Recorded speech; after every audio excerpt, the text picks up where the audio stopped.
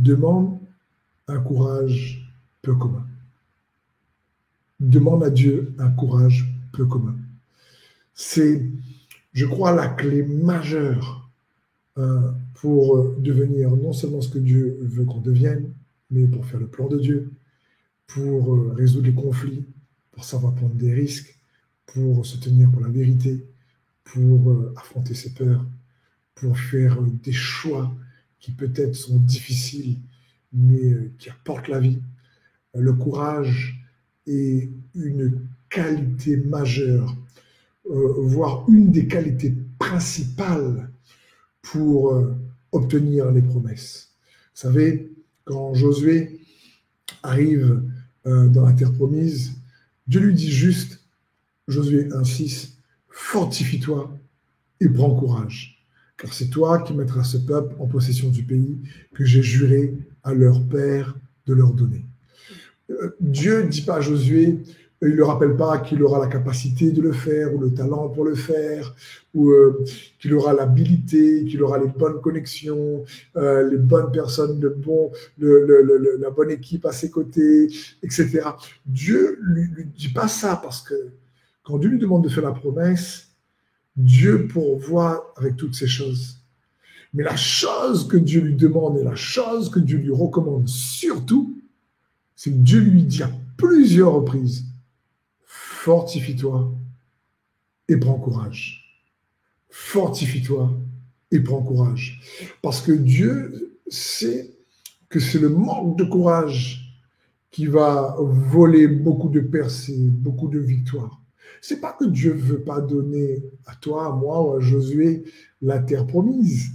Non, il sait que ça va être le courage d'aller au combat, le courage de confronter, le courage de continuer à se battre, le courage de persévérer, le courage de se lever le matin, le courage de se discipliner, le courage de s'exercer à la piété, le courage de pardonner, le courage de répondre réellement au mal qu'on nous fait par le bien, le courage de dire les choses comme il faut, le courage de fermer sa bouche, le courage de patienter, le courage à un moment donné d'agir quand il le faut, le courage d'obéir. Bref, le courage est une qualité primordiale, mon frère, ma sœur. Et je sais que face aux soucis de la vie, face aux défis, parfois, on peut avoir envie tous de baisser les bras et c'est normal avec les soucis, avec les difficultés, et on a besoin donc de s'encourager les uns les autres. Et Dieu dit, mais fortifie-toi et prends courage. À chaque fois que les héros de la foi dans les Écritures ont fait la différence, c'est parce qu'ils ont eu le courage de la foi, le courage de passer à l'action. Et j'aimerais te dire et te rappeler de ne pas oublier qu'il y a en toi un réservoir de courage dans lequel tu peux puiser. Un réservoir bien plus important que tu le crois pour faire la différence. Car dans 2 Timothée 1,7, la Bible dit, car ce n'est pas un esprit de timidité que Dieu nous a donné, mais un esprit de force, d'amour et de sagesse. Les enfants de Dieu ont par le Saint-Esprit la capacité d'aller puiser dans les réserves du Saint-Esprit pour que le Saint-Esprit qui vit en nous nous communique le courage et la force de Jésus.